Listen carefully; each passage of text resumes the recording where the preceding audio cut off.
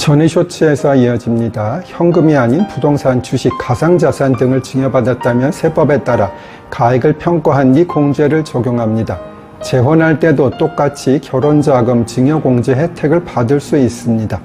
다만 증여세 탈루를 목적으로 위장 결혼을 반복할 경우 세무조사를 거쳐 세금을 추징하게 되겠지요.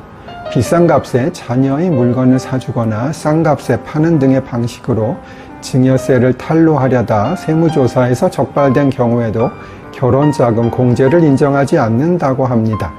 혼인에 따른 증여재산 공제는 내년 1월 1일 증여분부터 적용되고 올해 결혼자금을 증여받은 경우에는 공제 혜택이 소급 적용되지 않음을 주의해 주세요. 이 제도는 결혼 장려 효과가 조금은 있을 것으로 보입니다. 다만 일각에서는 부의 대물림을 가속할 것이라는 비판이 있으나 저는 좋은 정책이라고 봅니다.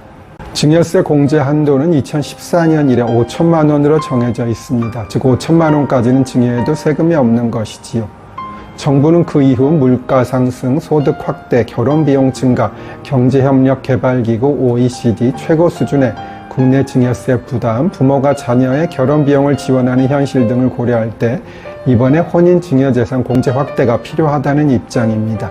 증여세가 있는 OECD 24개국 중 우리나라의 자녀 증여재산 공제 한도는 하위 5번째 수준이고 일본도 결혼자금용도 증여재산을 1억 원까지 공제해주고 있다고 합니다. 반면에 상속세, 증여세가 없는 나라도 상당히 있습니다.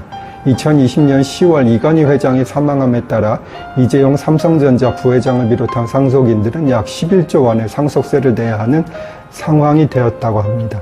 다음 쇼츠에서 조금 더 설명드릴게요. 전의 쇼츠에서 이어집니다. 2019년 4월 한진그룹의 조양호 회장이 사망함에 따라 발생한 상속세는 약 2,700억 원, 2021년 넥슨의 창업주인 김정주 회장이 사망하였고 당시 상속재산은 15조 원이었고 세금은 약 6조 원 정도였다고 합니다. 이런 세제가 적절하냐는 개인적인 판단에 맡기겠습니다.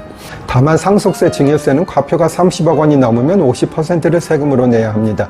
그런데 이 기준이 정해진 것은 2000년이라서 지금 20년이 넘었는데요. 부동산의 가격은 2000년 대비 5배 이상 올라 있다고 하네요. 서울에 비싼 작은 아파트 한 채만 가지고 있어도 엄청난 상속세를 물게 되는 상황입니다. 적어도 자산 가격이 오른 것을 어느 정도는 반영해 줘야 할 것으로 생각됩니다. 상속세 및 증여세율에 대해 설명드립니다.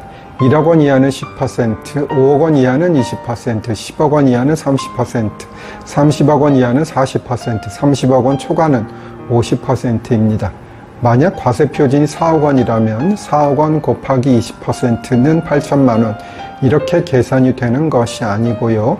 1억 원 곱하기 10% 더하기 4억 원 마이너스 1억 원 곱하기 20%는 7천만 원의 방식으로 계산이 되는 것이지요. 따라서 과세표준이 30억 원이 넘는 부분에 대해서는 50%의 세금이 부과되는 것이고요. 다만 상속세와 증여세의 부과 방식에 조금 차이가 있습니다. 상속세는 유산세 방식으로 피상속인의 재산 전체 총액에 대해서 과세하는 것이고요. 증여세는 유산취득세 방식으로 증여자 기준이 아니라 수증자, 즉 재산을 받는 사람 기준으로 하는 것입니다. 대부분의 국가는 유산취득세 방식으로 상속세를 부과하고 있습니다. 일반적으로 많이 쓰이는 추정, 즉 추측해서 판정함, 영어로는 estimation, presumption이 되겠지요. 그러나 법률 용어로 주로 쓰이는 추정은 추후 지정의 약자, 즉 나중에 다시 정한다는 뜻으로 많이 쓰입니다.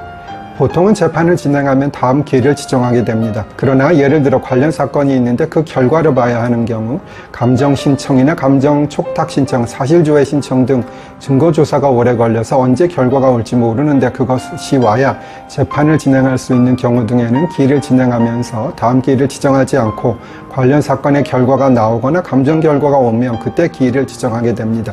이것을 추후 지정, 간략하게 추정이라고 하는 것이지요. 판사들은 위의에서 관련 사건이 오면 알람이 뜨도록 할 수도 있고 아니면 당사자들이 기일 지정 신청을 하기도 합니다.